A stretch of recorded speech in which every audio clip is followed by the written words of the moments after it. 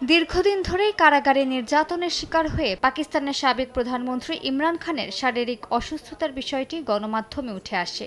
এর প্রতিবাদে বেশ কয়েকবার রাজপথেও নামেন তার রাজনৈতিক দল পাকিস্তান তেহরিকে ইনসাফ বা পিটিআইয়ের নেতাকর্মীরা। এবার ইমরান খানের আইনজীবী দাবি করেছেন ডান চোখে সেন্ট্রাল রেটিনাল ভেইন অবস্ট্রাকশন বা রক্ত জমাট বাঁধার কারণে 85% দৃষ্টিশক্তি হারিয়েছেন তিনি।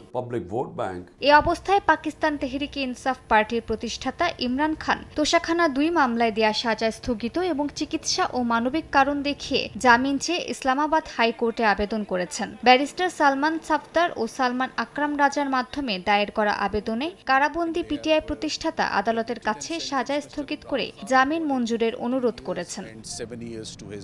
রাওয়ালপিন্ডির আদিয়ালা কারাগারে থাকা সাবেক প্রধানমন্ত্রী ইমরান খানের যথাযথ চিকিৎসার দাবিতে বিরোধী দলগুলো ইসলামাবাদের পার্লামেন্টের সামনে অবস্থান কর্মসূচি পালন করে। সেখান থেকে ইমরান খানকে দ্রুত শিফা ইন্টারন্যাশনাল হাসপাতালে স্থানান্তরের দাবি জোরালো হয়। আন্দোলনের মধ্যে বিশেষায়িত চিকিৎসা প্রতিষ্ঠানে পরীক্ষা ও চিকিৎসা নির্দেশ দেয় দেশটির আদালত। একই সঙ্গে 16 ফেব্রুয়ারির মধ্যে ব্যক্তিগত চিকিৎসকের প্রবেশাধিকার নিশ্চিত করতে বলা হয়। কেন্দ্রীয় মন্ত্রী তারেক ফজল চৌধুরী জানিয়েছেন, এটি রাজনৈতিক নয়, সম্পূর্ণ মানবিক ও আইনি দায়িত্বের অংশ। আজ আমি সরকারের পক্ষ থেকে আপনাদের আশ্বস্ত করছি এবং সংসদের পক্ষ থেকে বলছি, ইমরান খানের চিকিৎসার ক্ষেত্রে কোনো গাফিলতি বরদাস্ত করা হবে না। আমি মনে করি বিষয়টি রাজনৈতিকভাবে দেখার প্রয়োজন নেই। এটি একটি চিকিৎসা সংক্রান্ত বিষয় এবং এই ইস্যু অগ্রাধিকার দিয়ে সমাধান করার চেষ্টা করা হবে।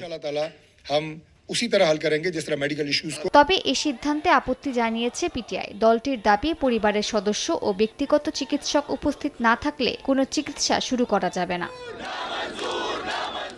রাজনৈতিক উত্তেজনার মধ্যে পিটিআই নেতা মুরাদ সাইদ সংসদ সদস্য পদ থেকে পদত্যাগের ঘোষণা দিয়েছেন। বর্তমান সংসদ অবৈধতার ভিত্তিতে গঠিত বলে উল্লেখ করে অন্যদেরও সরে আসার আহ্বান জানান তিনি। মালিহা সুহরওয়ার্দী, সময় সংবাদ।